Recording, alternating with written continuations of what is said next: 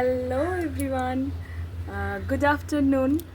ঘড়িতে সময় এখন বিকেল 4:30। আজকে তো শনিবার। আজকের ব্লগ সেই অর্থে শুরু করাই হয়নি বলা চলে। তো এই পাশটা থেকেও আমার মনে হয় এইরকমভাবে আই থিঙ্ক বেটার আসবে, কারণ অস্বাভাবিক রোদ্দুর। তো তা সত্ত্বেও ছাদে আসলাম।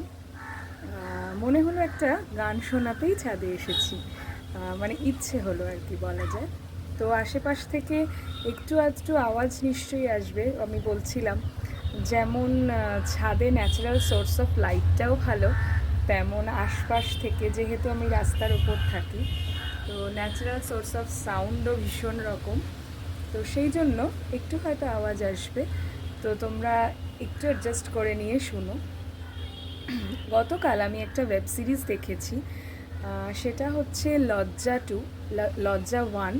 এটাও আমি দেখেছিলাম অদিতি রায়ের পরিচালনায়।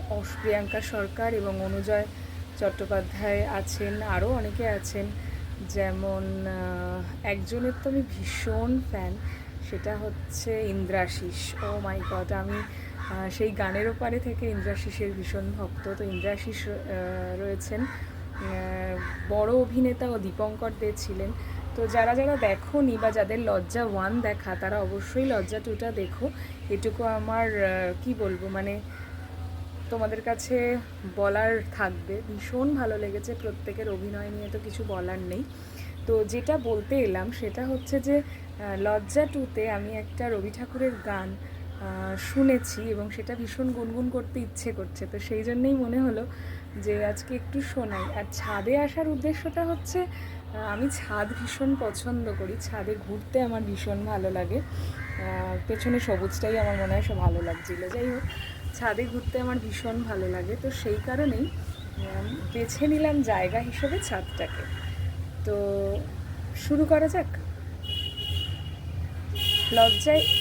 লজ্জা ওয়েব সিরিজ মানে লজ্জা 2 এই গানটি ব্যবহার করা হয়েছে, তো সেই কারণেই আমি এই গানটা শোনাচ্ছি। বুঝি গো রাত পোহালো, বুঝি ওই রবির আলো, আভাসে দেখা দিল গগন পারে।